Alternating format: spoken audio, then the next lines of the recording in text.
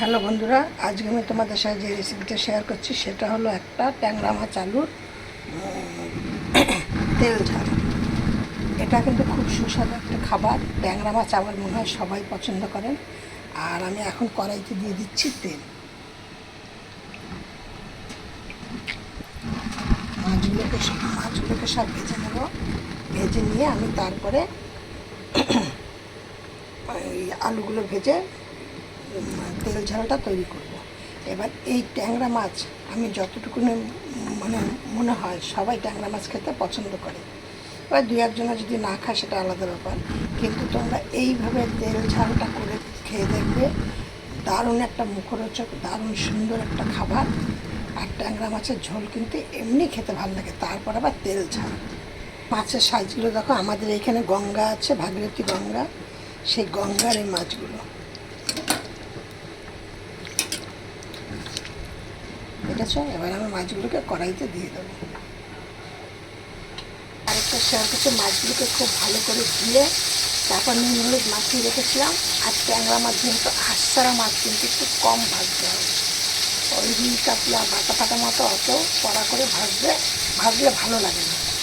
আমি যেহেতু একটুখানি কম ভাজি, তোমরা ওরকম করে দেখবে, তাহলে আর এগুলো বেশি কড়া করে ভাজে তাহলে কিন্তু মাছটা খেতে একটু ছিদ্রে ছিদ্রে হয়ে যায়। এইটাকে আমি মাছ ভাজা বসিয়ে দিয়েছি। মাছগুলো আমার সব ভাজা হয়ে গেছে। এটা গঙ্গা যেহেতু মাছ, তার মধ্যে একটা পাবদা আছে, কটা চিংড়ি আছে, পাঁচ মিশালে ট্যাংরা মাছটাই বেশি। এবারে কড়াইতে দিয়ে দিলাম আবার তেল ঝাল তেল যখন, তখন একটুখানি তেলটা কিন্তু বেশি দিতে হবে। এবার এর মধ্যে আমি দিয়ে দিচ্ছি কিছুটা, দিয়ে দিলাম সাদা জিরে, আর দেবো কিছুটা কালো জিরে। একদম ঘরোয়া পদ্ধতিতে করব, কোনো পেঁয়াজ রসুন ছাড়া। এইভাবে তোমরা করে দেখো, তোমরা খেয়ে আমাকে কমেন্টে জানাবে। এবার দেখো ফোড়নটা হয়ে গেছে। এর মধ্যে আমি যেহেতু কালো জিরে দিয়ে করছি, সেহেতু আমি কোনো তেজপাতা বা শুকনো লঙ্কা কিছু দেবো না ফোড়নে। একদম প্লেন একটা ঘরোয়া রান্না, ট্যাংরা মাছের তেল। কিছু তোমাদের সাথে শেয়ার করছি আমি চম্পার রেসিপি হাউস থেকে তোমাদের সাথে রেসিপিটি শেয়ার করছি। তোমরা রেসিপিটি তৈরি করে খেয়ে তারপরে তোমরা আমাকে কমেন্টে জানাবে যে তোমরা কেমন খেলে। আর আমি রেসিপিটা তৈরি করছি, তোমরা দেখবে, দেখে নিয়ে তোমরা আমাকে একটা লাইক কমেন্ট শেয়ার করো। আর নতুন বন্ধু থাকলে একটা সাবস্ক্রাইব করে পাশে বেলটি বাজিয়ে অন করে রেখে দিও, যাতে আমি নিত্য নতুন রেসিপি ছাড়ার সাথে সাথে তোমাদের মোবাইল স্ক্রিনে রেসিপির নোটিফিকেশান পৌঁছে যাবে। আর আমি এরকম নিত্য নতুন একদম ঘরোয়া অল্প তেলে রান্না করি, যদি তোমাদের ভালো লাগে। এই দেখো আমি আলুগুলোর মধ্যে নুন আর হলুদ দিয়ে দিলাম। আর আমি এইখানে মশলাটা নিয়েছি, তার মধ্যে হলুদ দিয়েছি, আর দিয়েছি 2 চামচ নিয়েছি জিরে আদা পেস্ট করা, আদা না, জিরে আর কাঁচা লঙ্কা পেস্ট করা।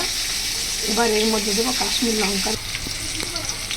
এবার আমি এর মধ্যে দেখো আমার কিন্তু এই আলুগুলো পুরো লাল লাল করে ভাজা হয়ে গেছে।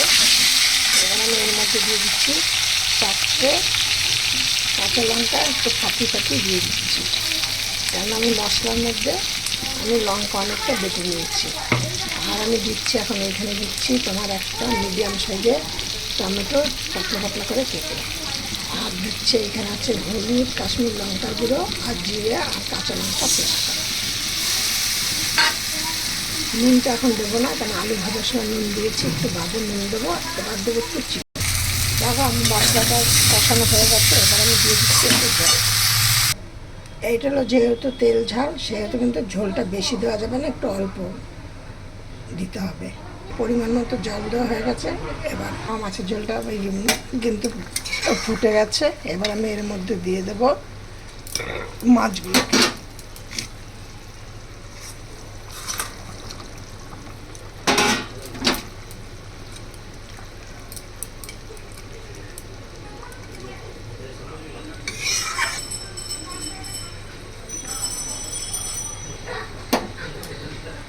তোমাদের প্রথমেই বলেছি আলু ভাজাতে নুন দিয়েছি, তারপরে একটুখানি আমি দেরি পরে নুন দেবো টেস্ট করে। আমি এখন তাই নুনটা দিলাম।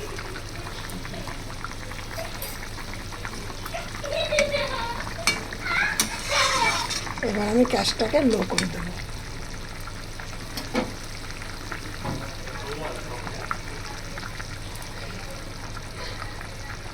দেখো আমার ঝোলটা কিন্তু হয়ে গেছে। তোমরা একবার এইভাবে করে আমাকে একটা কমেন্ট করো, একটা লাইক করো। একটা লাইক করলে আমার একটু আগ্রহটা বাড়বে, আর কমেন্ট করলে ভালো লাগবে যে হ্যাঁ তোমরা কেমন খেলে সেইটা আমাকে কমেন্ট করে জানাবে। দেখো রেসিপিটা কেমন হয়েছে দেখতে।